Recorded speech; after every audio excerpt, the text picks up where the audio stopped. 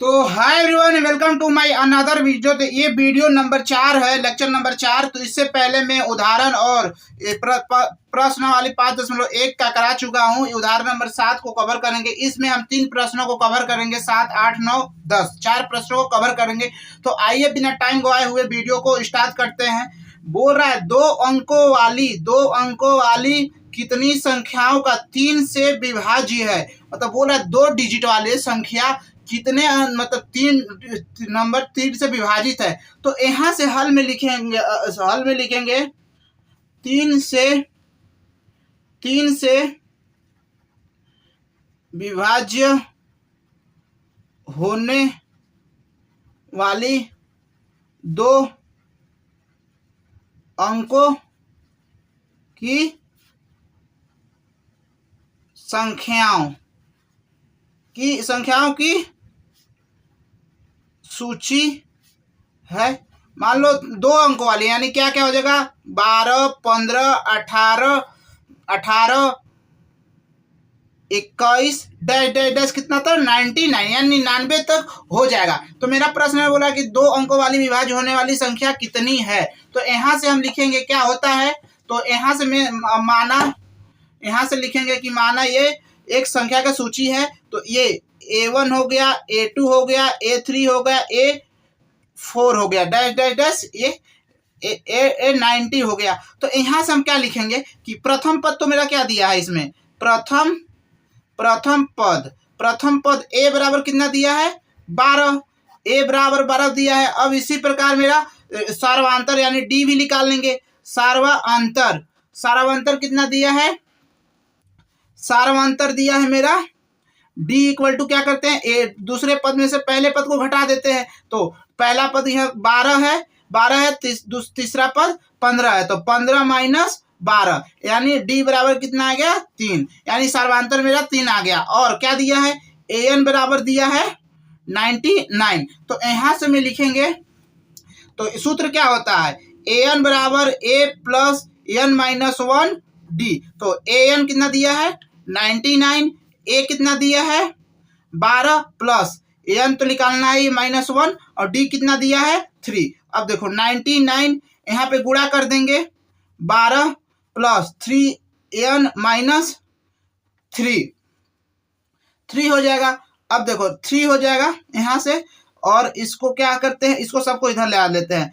99 minus 12 plus 3 equal to 3N। अब देखो यहाँ से 9 तो 90 हो जाएगा, 90 बराबर 3N। तो N से कितना हो जाएगा, N बराबर हो जाएगा 90/3। तो यहाँ से कट जाएगा, तो N बराबर कितना आ जाएगा 30 आ जाएगा। तो हमसे यहाँ लिखेंगे अतः 3 से विभाज्य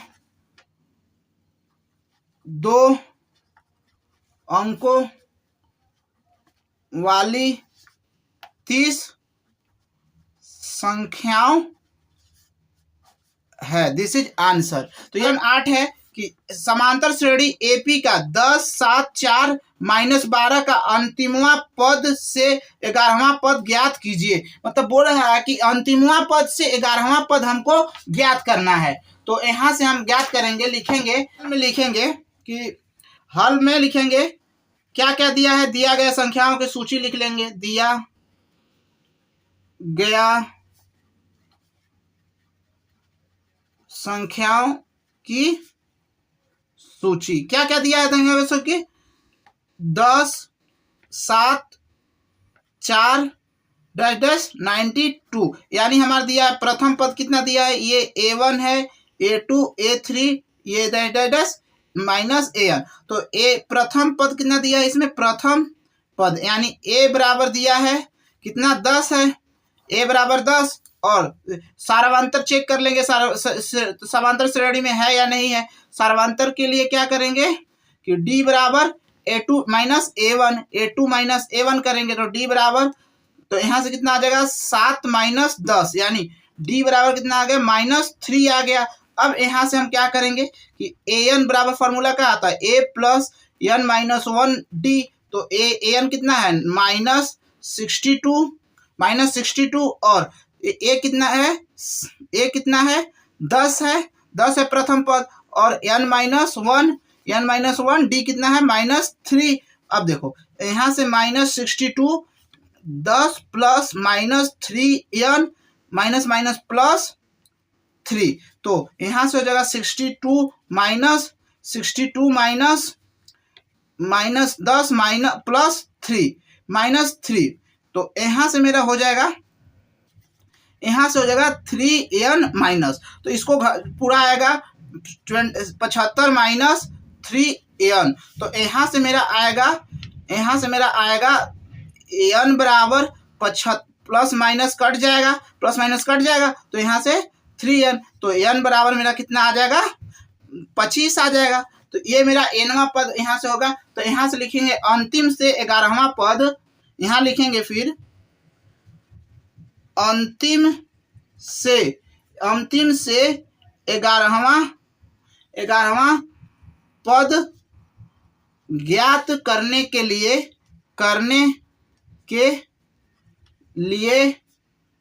हम इस समांतर श्रेणी में कुल पदों की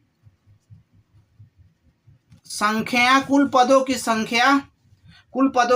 कितना है 15 है, कुल पदों की संख्या 15। तो यहाँ से हम निकालेंगे कि a15 बराबर क्या हो जाएगा, a15 बराबर a प्लस एक n के मान 14 है, 15 माइनस a d, तो यहाँ से हो जाएगा a15 बराबर a का मान कितना था, a का मान 10 था, तो a का मान 10 रख देंगे प्लस 14 इंटू -3 था, d का मान सर्वांतर कितना था 3 था, तो यहाँ से 3 हो जाएगा।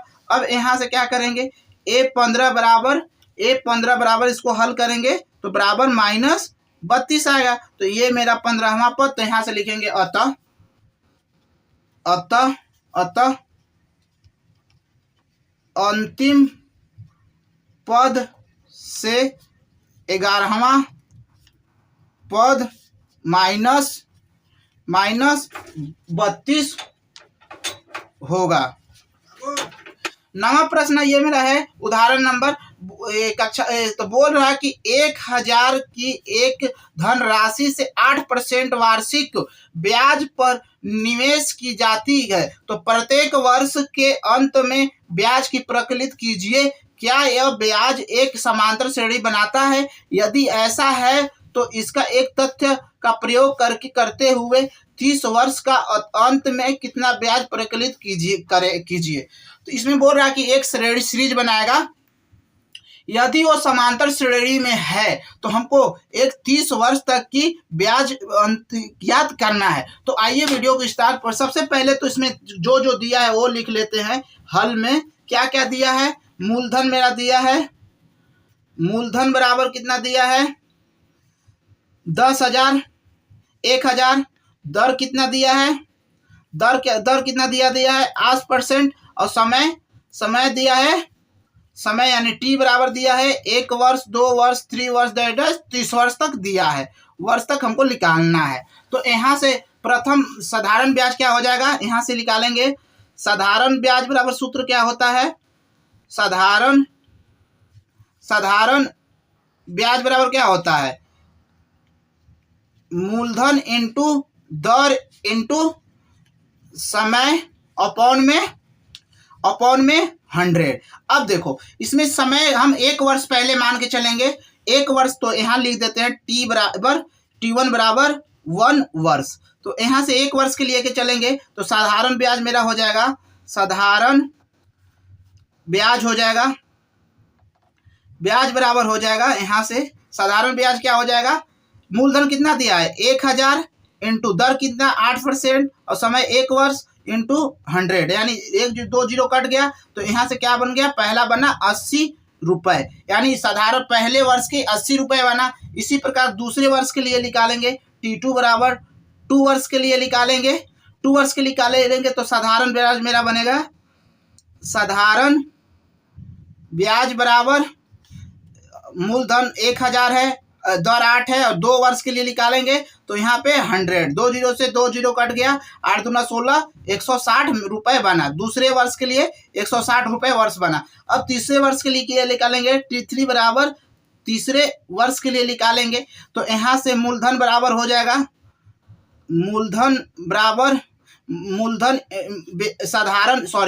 साधारण ब्याज बराबर हो जाएगा, साधारण ब्याज बराबर हो जाएगा, मूलधन 1000 है, दर 8 है और समय 3 वर्ष है, 100, 2 जीरो से 2 जीरो कट गया, यानी 240 रुपए तीसरे वर्ष के लिए बना। इसी प्रकार हम लिखेंगे, इसी प्रकार तो यहाँ से लिखेंगे अब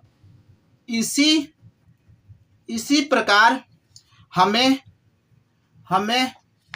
चौथे और पांचवें वर्ष, चौथे तथा पांचवें इत्यादि निकाल सकते हैं, इत्यादि।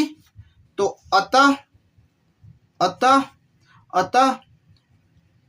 वर्षों के अंत ब्याज, अंतों का वर्ष ब्याज कितना बना, 80, 160, 240 यानी 320, चौथे वर्ष के लिए ये बनेगा। अब यहाँ से लिखेंगे अतः 30 वर्ष के लिए, अतः 30 वर्ष के लिए, 30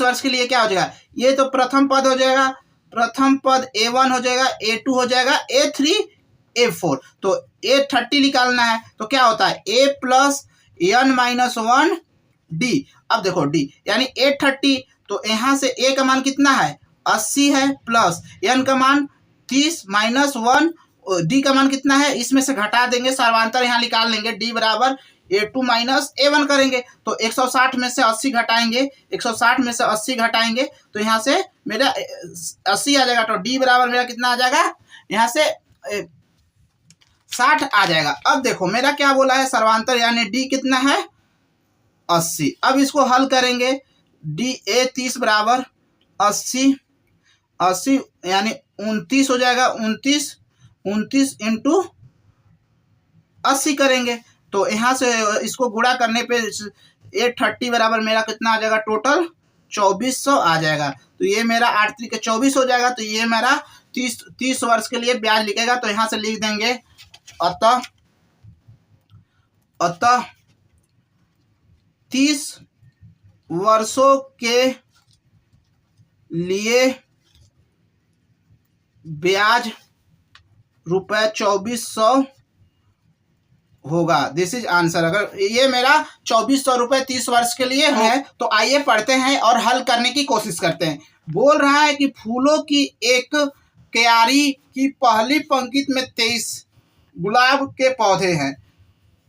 मान लो ये एक फूलों की क्यारी है, इसमें 30 पंक्ति है, 30 पंक्ति है, और दूसरी पंक्ति में 21 गुलाब के फूल है। ये दूसरे पंक्ति है, इसमें 21 है पौधे हैं, और तीसरे पंक्ति में 29 है, यानी ये तीसरा पंक्ति है, इसमें 39 है। तो यहाँ से 19वां फूल के पौधे इत्यादि, उसके अंतिम पंक्ति में 5 गुलाब है। मान लो एक अंतिम है, इसमें 5 गुलाब है, तो पौधे का क्यारी में कुल कितने गुलाब है। तो यहाँ से हम हल में लिखेंगे पहली, दूसरी तथा तीसरे पंक्तियों में गुलाबों के पौधे संख्या क्रमशः है, संख्याओं कितना है, संख्याओं की सूची कितना है। पहले में कितना था, पहले में 23, 21, 19, एंड अंतिम में कितना है, 5 है। तो यहाँ से प्रथम पद तो दिया है, प्रथम पद A23 और D कितना है, D -2 माइनस यानी A2 माइनस ये A1 है, A2 है, A3 है, तो A2 माइनस A1 करेंगे तो D बराबर -2 हो गया। अब अंतिम पद कितना दिया है, AN दिया है, 5 दिया है। तो यहाँ से हम क्या करेंगे कि AN बराबर क्या होता है, AN बराबर होता है A प्लस AN -1 D। तो AN हमको AN निकालना है, तो AN 5 है, A कितना है ए कितना है 23 plus plus n minus 1 minus minus minus two. तो अब यहाँ से इसको हल करेंगे, ए 23 माइनस 2n प्लस 2 तो 25 20, यानी यहाँ से हो जाएगा -25 इक्वल -2 2n। तो यहाँ से हम करेंगे तो 2n माइनस 20 माइनस कट गया, n बराबर कितना आ जाएगा, n बराबर आ जाएगा 10, यानी n का मान 10 आ गया। तो यहाँ से लिखेंगे अतः फूलों की क्यारी में 10 पंक्ति टोटल है, पंक्तियों हैं। तो ये मेरा आंसर हुआ। अगर वीडियो पसंद आता है तो वीडियो कीजिएगा लाइक, चैनल पर नए हो तो कीजिएगा सब्सक्राइब। मिलते हैं इसी तरह नए वीडियो में, तब तक के लिए जय हिंद जय